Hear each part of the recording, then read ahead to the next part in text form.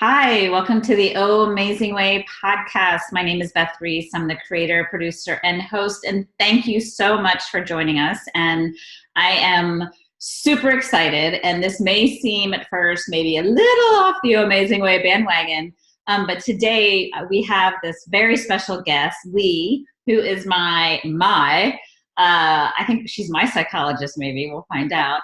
She's my dog trainer. Well, actually, she trains me, and yeah, we'll see how that goes. Lee, how are you doing today? Good. How are you today? I am great. Thank you so much for being here. I really appreciate it. I'm thrilled. Awesome, awesome. So we have a great episode here for you today, and we're going to start out with a little loving kindness meditation, meta meditation. We'll be thinking about our four-legged animal friends. We're going to hear from Lee about her very compassionate, empathetic way of training creatures. We'll leave it at that because I feel like she helped train me. And after the break, of course, we'll go into some practical tools and tips that you can take with you in working with your pets, but also with people. And so stay tuned. It's going to be fantastic. All right, let's get started with our loving kindness meditation. And now if you're sitting in a space where you can uncross your legs and arms, if it's even available for you to softly close your eyes, that's great. Of course, if you're driving, don't do that. And if you're with kids right now, or want to do this later with your own kiddos or students, if you don't have available to you in your life or immediate surrounding a living animal friend you can think of, you can always grab a stuffed animal friend. This happens to be the bear that Grace gave me when my partner of 5 years and I split up, and she just wanted me to make sure I always had something to love, as if she isn't enough. All right, in any case, so have in your mind's eye your stuffed friend. So I'm going to put my little bear down here, Barry. Have in your mind's eye your stuffed friend, or your real 4-2 reptilian friend in your mind's eye. And let's just take a moment to settle in and know that you're sitting.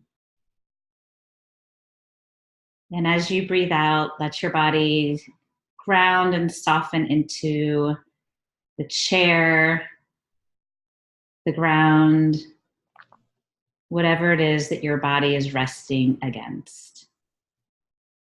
So if you're sitting, know that you're sitting.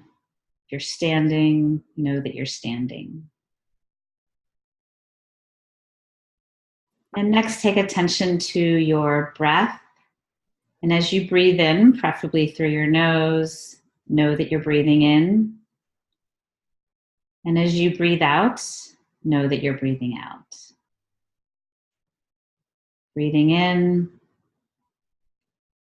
And on your next exhalation, see if you can let your body soften and melt just a bit into the ground, the earth that you're with.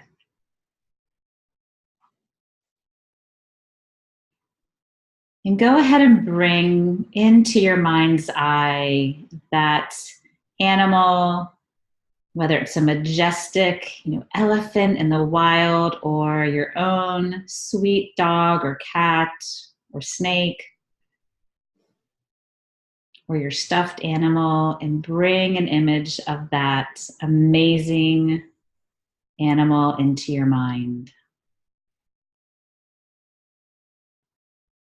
Maybe imagine that animal looking right at you with that smile it has on its face. And as you imagine this, you might even bring your hand to your heart.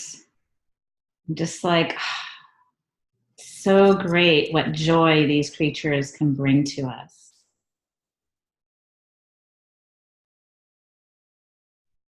Now, as you think about this animal, keeping its image in your mind's eye, I'm going to say a few phrases, and if they work for you, great. If they don't, you can make up your own.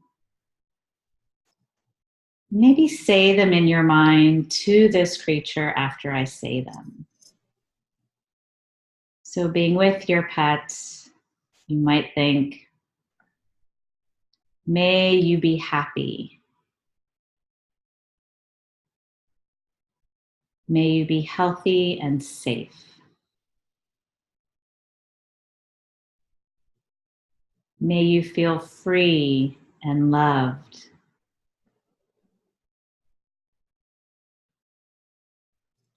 May you be joyful.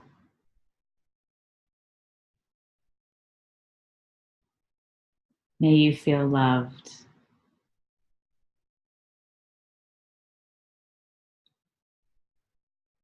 And then keeping this animal right there, right in front of you in your mind's eye. And seeing how it's looking back at you and kind of doing that smile that it does. Keeping your hand on your heart. Now imagine just knowing how this creature can look at you. Now let this creature say these words back to you. May you be happy. May you be healthy and safe. May you feel joy and love. May you feel peace.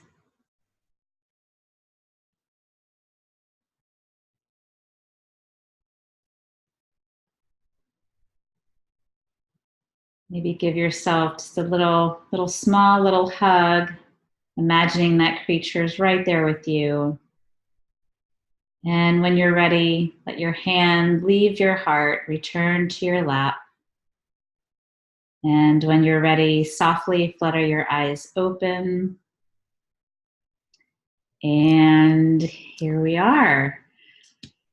So hope you enjoyed that. That is called a loving kindness meditation, or metta, and it's a great way to really, really get in touch with some great thoughts of love and connection. And speaking of love and connection, you know, the word yoga means to connect and unite. And one of the great gifts that Lee brought to me and my family was loving, really getting to love and to connect with, especially one of our dogs, Moon. And I'll see if I can find a picture of Moon to put in the show notes. I'm sure there's 300 of them.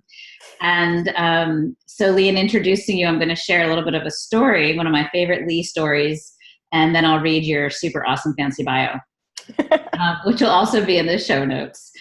So Lee came to us through a friend of mine. Now, what you gotta know is that Moon was a dog that my kids really wanted, and they twisted my arm just enough that I said yes. And Moon, we were told Moon was part German short-haired pointer and part pit bull, and that he would be about 40 pounds. He's not 40 pounds.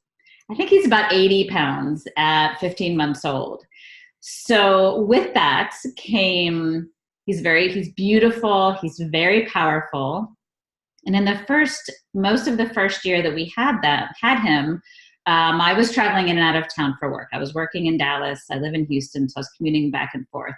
Short of the long, there's not a lot of consistency. And as amazing as the people who helped me, I'm so grateful for them. And even one of them came to some of the trainings.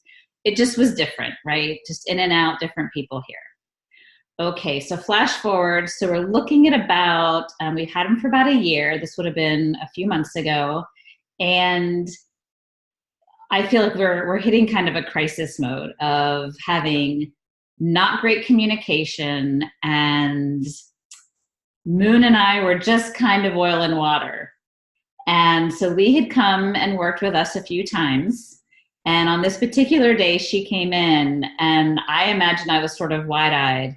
And I said, Lee, what I really wish is that there were cameras with you today, because I feel like this is a reality TV show that we have gotten to like the worst place ever with our dog. Like, we might need to talk about rehoming him. And like, I've just had it. Like, I'm done. And what I love about Lee, and in like so many moments throughout your time of working with us, there was zero judgment. Full compassion for me, for Moon. My kids were part of the training, and my youngest had 1,000 questions all the time. And Lee, you were just this like steady eddy of like nothing wrong and we can do this, right? Yeah. It's so beautiful, so beautiful. So thank you for that in your being. And I know we weren't really easy. You were great. That check will be in the mail. All right, so let me tell you a little bit formally about Lee, and then we're going to dive right in and hear her story, how she came to have this amazing gift for what she does, and then later in the episode, some tools that you can use with your four-legged friends. They also work with adults.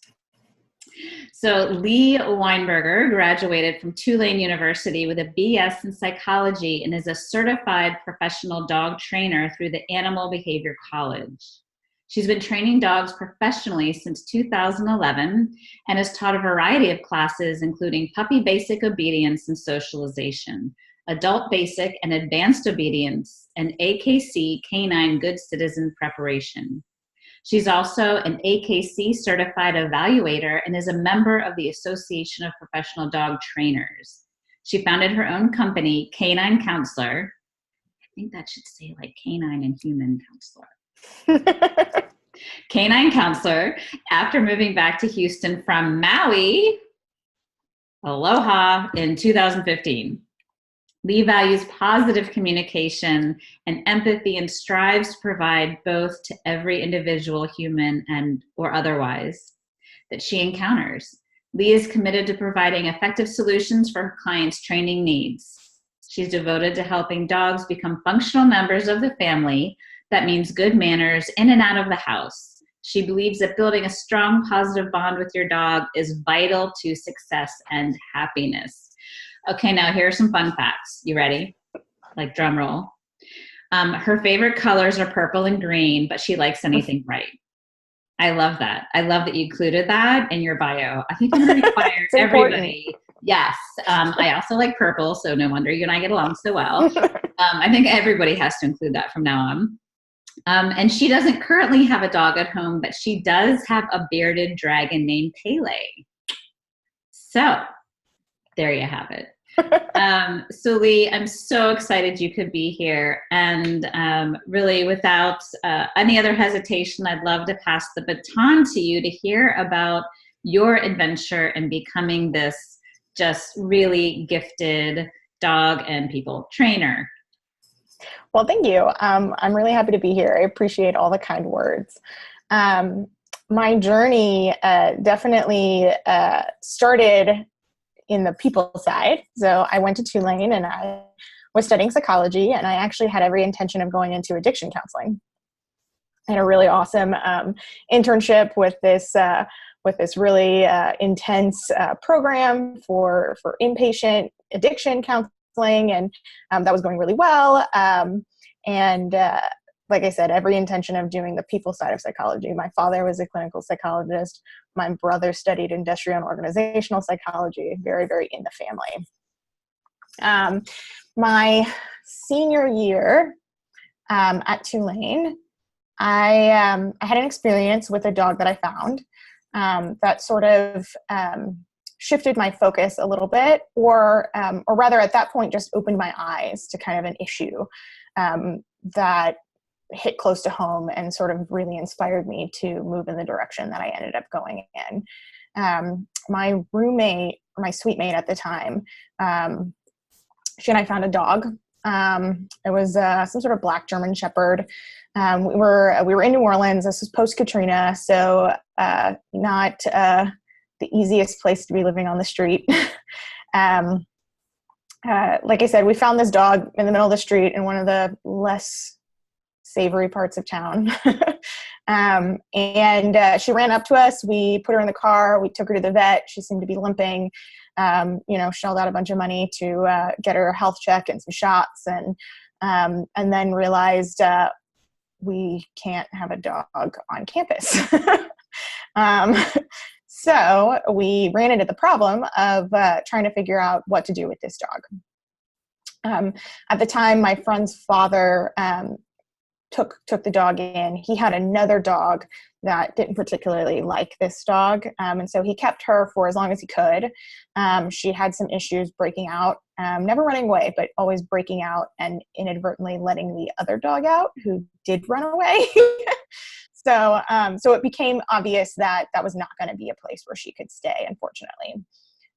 We actually went as far as to check into a hotel and live, pay to stay in this hotel with this dog for 2 weeks. And Wow. Unfortunately, and we lived in a small hotel room with this dog. Like I said, she really was terrific. Had some issues, but for a dog you pulled off the street, slept in bed with us and great. We ended up having to surrender her to a shelter just because we couldn't find anybody to take her. We weren't in a position to actually keep her on our limited resources of college students. The hotel option was just not long term. And when we took her into the shelter, she was fine. She walked in happy, and I was able to hand her over to the tech that checked her in, and they took her in the back, and I gave them the whole story of everything we had done with her, and they said she's great, and she let us check her teeth and do a full physical exam, and she was fine, and we think she'll be okay. So every day I called to check on her, and every day she got worse. They would say, she's growling now, she's barking, she tried to bite an attendant, she is becoming increasingly aggressive in the kennels, we can't handle her anymore. And by the end of 2 weeks, they had euthanized her for her behavior issues, which was really, really hard. I sort of didn't understand how this incredible dog that I lived with in a hotel room could be that aggressive and ultimately not be able to survive. And that broke my heart. I still have pictures of her. I kind of look through them every once in a while. We named her Madeline. And so at that point, that's when I really was studying psychology for people, and I was involved in that. And I kind of, looked at the situation with Madeline and said, why couldn't anybody help her? She was clearly not a bad dog. And there was clearly something psychological going on there for her to shift that dramatically. And like I said, I had seen some of it in that she didn't like being confined and would break out of stuff. And if a stranger scared her, she had a pretty loud bark, and she'd kind of seem a little scary and all of that. But for it to get that bad, for them to not be able to handle her, like I said, I just, she was hurting, and it didn't seem right that I could be studying how to help people and that she would have to die. So that's when I kind of, had this shift in awareness that psychology was something that didn't necessarily just apply to people, and that I thought that there was something that people should be able to do to address that in other animals, that we have a responsibility to do that even. So fast forward, and I finished my degree. I got my bachelor's of science. I had decided I was going to go into graduate school for the addiction counseling, and wanted to take a little time off. I was a little burnt out. And so I told my parents, look, I'm going to take a gap year, then I'll apply to graduate school, get it done. And they were very supportive. They said, that's terrific, and you have to do something. Wait, what? Can't just, right. They're like, you can't just freeload in New Orleans and, like I said, enjoy your life, but what are you going to be doing? So at that point, that was when I really circled back to the dog training issue. And I got really stuck on this idea of wanting to do something, and used that opportunity to research ways in which people help dogs and what animal psychology looked like, and found a number of terrific programs for dog training certification, and ultimately decided on the Animal Behavior College. And I, full-time attended it's a curriculum, you have to take tests and you study and then you do an externship where you get supervised and you have to do so many hours of training in shelters and things like that. So I spent about 8 months full-time doing the dog training school, and then got certified and jumped in and never looked back. So I did not end up going back to graduate school. I don't think I could do what I do without my bachelor's in psychology, though. I think that my understanding of learning theory and the way the brain works really makes a huge difference, not only in how I work with animals, but how I'm able to work with people also. And so I feel like I hear a lot of people in my industry or just in the pet industry in general say that they work with animals or they work with dogs or cats or whatever it may be because they don't like people. And I've said that before too. I've said, I prefer animals. I get them. They're consistent. What I found though is I can't help animals without helping people. That they are so connected and that what I do would be so much less effective if I couldn't connect with people. So I really think that, I do this for people, being able to help owners feel good about their dogs, being able to help people understand and being able to help dogs get what they need really is what I'm passionate about. Ultimately, I think that it is about relationships. I think it's about communication. I think that there's a language barrier between animals and people. And a lot of what I do is try and bridge that gap. When we can understand each other a little bit more, I think that things go in a more positive direction and we're able to take a deep breath and get what we both need. So that's a little bit about my story. And I hadn't heard that yet. And that, Lee, and thank you for sharing. And that's really, it's really moving, and knowing how this experience with this, this dog, Madeline, really helped you to see, and that you are willing to be aware of the impacts of, of the totality of how Madeline was with you and in your space, and then how, what it is to be in a space where love isn't present, right? And that's part of what, you and I have talked about with the part of what transpired here in this house with Moon.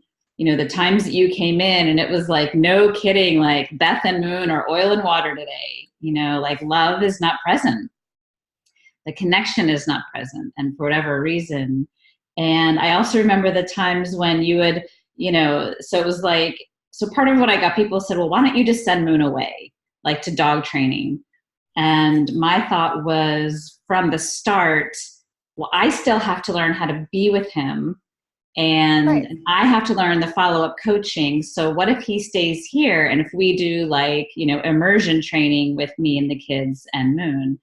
So that was also part of what I felt really strongly about, was for him to have his training here with us, and that we would, take a big role in it.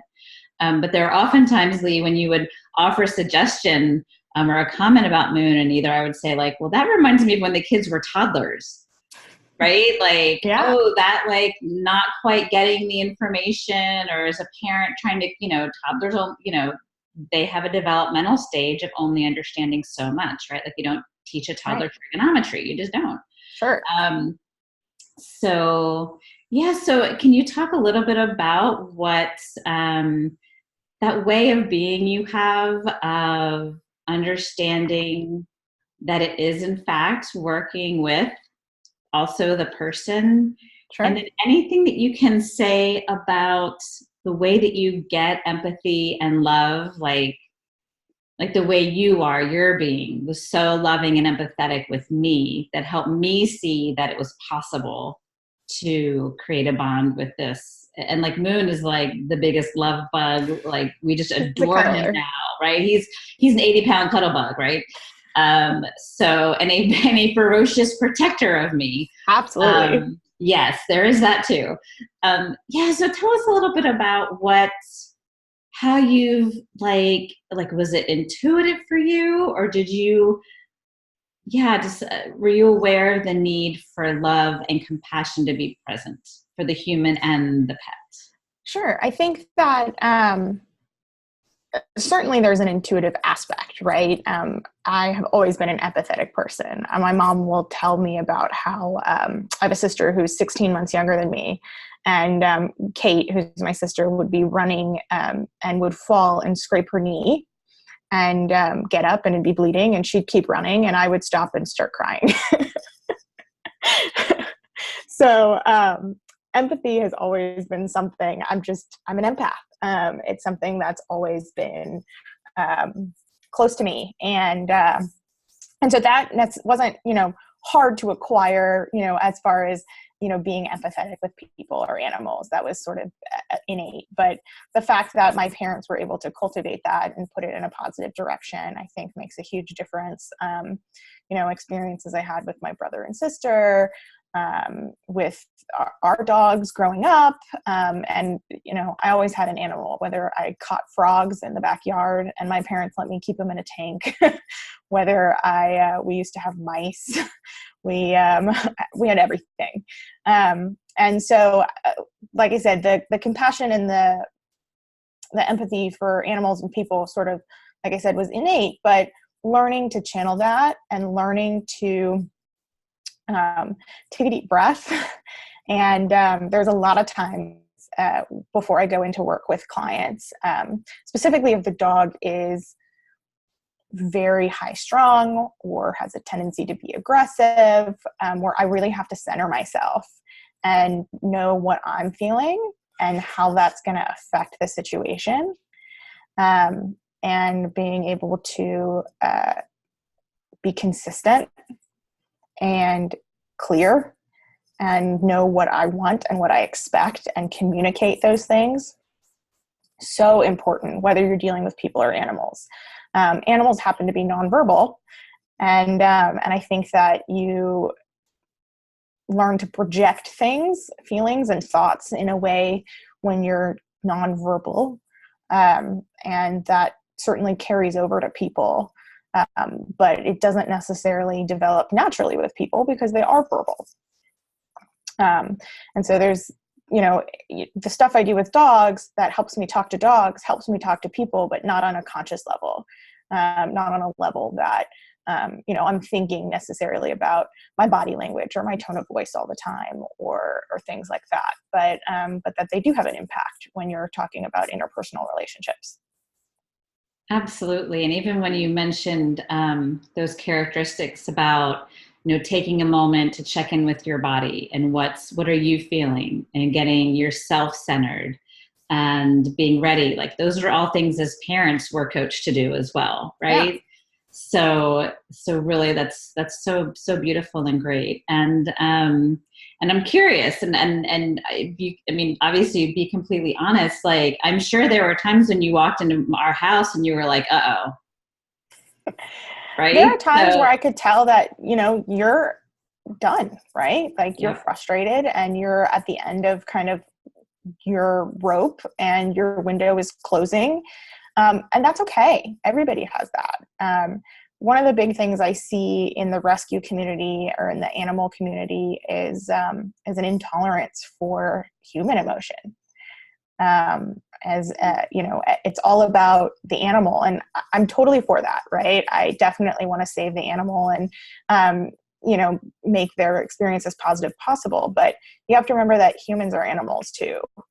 And if you're going to shut someone down, if you're going to shame them, if you're going to make them feel like their feelings aren't valid, you're not going to help anybody.